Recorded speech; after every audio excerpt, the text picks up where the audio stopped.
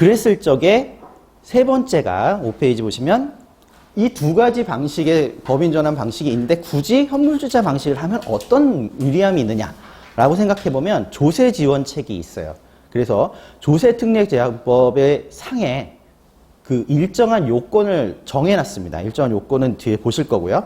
그런 요건을 갖춰서 현물출자로 법인 전환을 한다고 하면 조세 지원 혜택이 다음과 같이 있습니다. 첫 번째는 뭐냐면 이게 양도소득세가 2월과세됩니다. 뭐냐? 개인 사업자가 자기가 운영하던 고정용 자산, 그러니까 부동산, 기계장치 이런 거죠. 그런 것들을 현물출자 방식으로 넘겼을 때, 혹은 사업 양수도 방식도 있을 수 있어요. 그것도 있는데 여기는 현물출자에 한해서 그때는 원래 양도를 하게 되면 양도소득세가 발생하죠. 그죠? 그러니까 법인도 있고 개인도 있으면 개인이 매도인 형식이 되는 거죠. 그러니까 개인으로서는 팔고 나면 대가를 받았으니까 유상이잖아요. 팔고 나면 거기에 대해서는 양도 차익이 발생한 만큼 양도세를 내는 게 원칙입니다. 근데 현물출자 방식에 대해서 법인 전환 방식으로 이거를 넘기게 되면 이 개인 사업자는 양도소득세를 안 내요. 이게 파워풀한 부분이죠. 그죠? 세금 지금 내가 안 내도 된다는데. 그러면 어떻게 되냐? 그 세금이 없어서 면제되는 거냐? 그건 아니고 법인으로 넘어간다는 거예요. 그걸 2월과세라고 합니다. 그러면 법인이 일단 키핑해 놓고 있다고. 그럼 취득할 때느냐? 그건 아니에요. 법인이 나중에 그 사업용 자산을 팔 때가 있을 거 아니에요. 그 팔 때 그 해에 말 기준으로 해가지고 그 소득세로 낸다고 합니다. 그죠? 그러면 좋잖아요. 지금 내가 이렇게 했는데 뭔가 넘겨야 되고 승계해야 되는 필요성이 있는데 내가 지금 당장 그 차액에 대한 양도세를 부담하는 것은 부담스럽다. 그래서 그걸 이제 생각을 하는 것이죠. 특히 부동산 같은 경우가 그런 게 많겠죠. 그 다음에 두 번째는 그 예를 한번 거기 있으니까 한번 보시죠. 취득세 가면 위에. 예를 들어서 개인 사업자인 거주자가 2018년 7월 1일 날 현물 출자해서 법인으로 전환하고 당해 사업용 고정자산에 대해서 2월과세를 일단 적용을 받았습니다.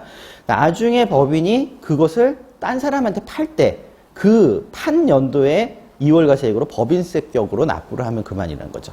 그죠? 그러니까 법인이 손실이 많이 났을 때 팔아도 상관없겠죠. 그죠? 그럼 법인세가 줄을 거 아니에요. 그죠? 이런 식으로 할 수가 있습니다.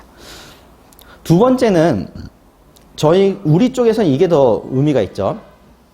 조특법상 소정 요건을 갖춘 현물출자를 하게 되면은 법인 전환에 따라 취득한 사업용 재산에 대해서 취득세가 면제되는 특례가 운영이 되고 있습니다. 그러니까 법인에서 부담하는 취득세가 면제가 된다는 거죠.